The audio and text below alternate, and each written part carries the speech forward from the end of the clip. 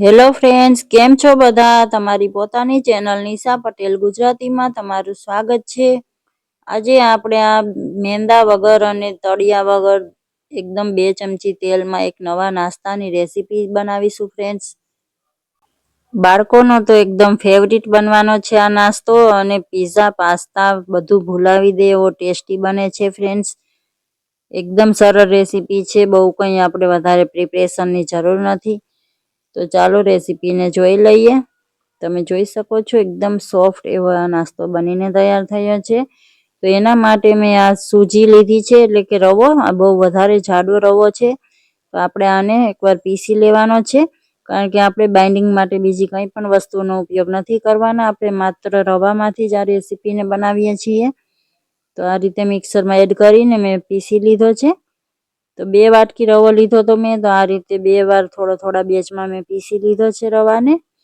હવે આ 1 વાટકી દહીં લીધું છે, ફ્રેશ દહીં લીધું છે મેં। બધું આપણે એડ કરી દઈશું, અને હવે થોડું પાણી એડ કરીને આપણે આનું બેટર બનાવીને તૈયાર કરીશું।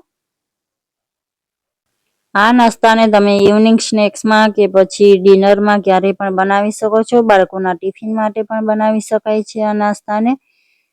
આ રીતે થોડું પાણી એડ કરીને આપણે બેટર બનાવી લેશું। આ તમે જોઈ શકો છો આટલું ઘાટું બેટર બનાવ્યું છે। હજી સૂજી પાણી ચૂસે છે અને ફૂલી જશે, તો આ બધું પાણી એડ કરી દીધું છે। ટોટલ મેં 2 વાટકી પાણી એડ કર્યું છે, 1 વાટકી દહીં અને 2 વાટકી આપણે રવો લીધો હતો।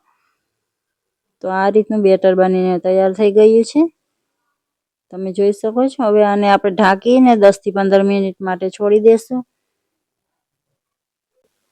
ફ્રેન્ડ્સ, તમે મારી ચેનલને હજુ સુધી સબસ્ક્રાઇબ ન કરી હોય તો પ્લીઝ ચેનલને સબસ્ક્રાઇબ કરી દો અને બેલ આઇકનને પ્રેસ કરી દો, જેથી કરીને મારી નવી વિડીયોની નોટિફિકેશન તમને મળતી રહે। તો હવે આપણે આ 10 મિનિટ થઈ ગયા છે બેટરને રાખીએ। આ તમે જોઈ શકો છો સારી રીતે બેટર સેટ થઈ ગયું છે। હવે આપણે આમાં નમક એડ નહોતું કર્યું, તો હવે ટેસ્ટ પ્રમાણે નમક એડ કરી દઈશું આમાં।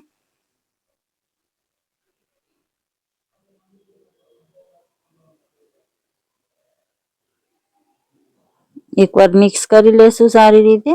હવે આપણો નાસ્તો સારો મોઇસ્ટ એવો બને એના માટે તેલ એડ કર્યું છે, તો 2 ચમચી જેટલું મેં તેલ એડ કર્યું છે। અને નાસ્તો સારો ફૂલેલો બને એના માટે આપણે એમાં ઈનો એડ કરીશું।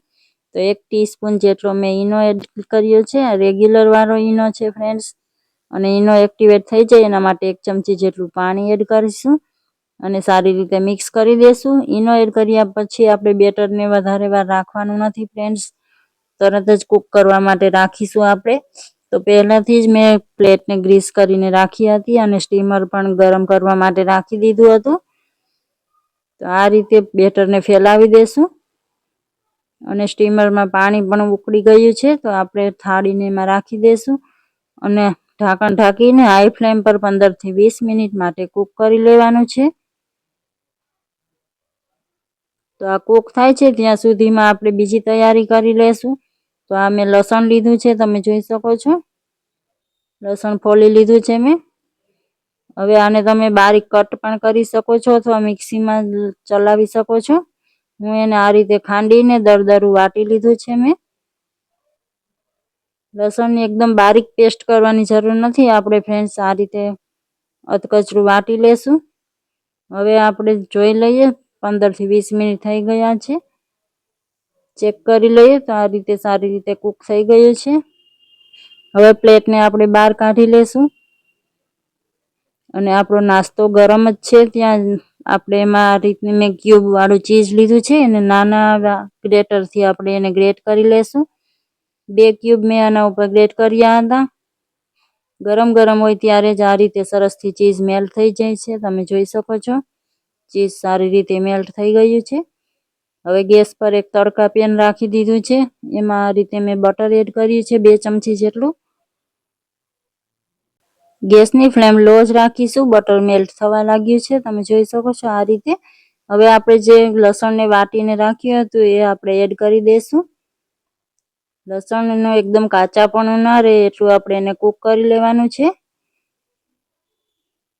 બહુ વધારે પડતું આકરું આપણે લસણને નથી કરવાનું ફ્રેન્ડ્સ, બસ એનો કાચો સ્વાદ ન આવે એટલું આપણે એને કૂક કરી લેશું। હવે આમાં 1 ચમચી જેટલું મેં પીઝા સિઝનિંગ એટલે કે જે પીઝાનો મસાલો આવે છે એ લીધો છે અને 1 ચમચી ચીલી ફ્લેક્સ લીધા છે. બંને એડ કરી દેશું અને સારી રીતે મિક્સ કરી લેશું. અને હવે આ ગરમ ગરમ ઢોકળા ઉપર આ રીતે એડ કરી દેશું.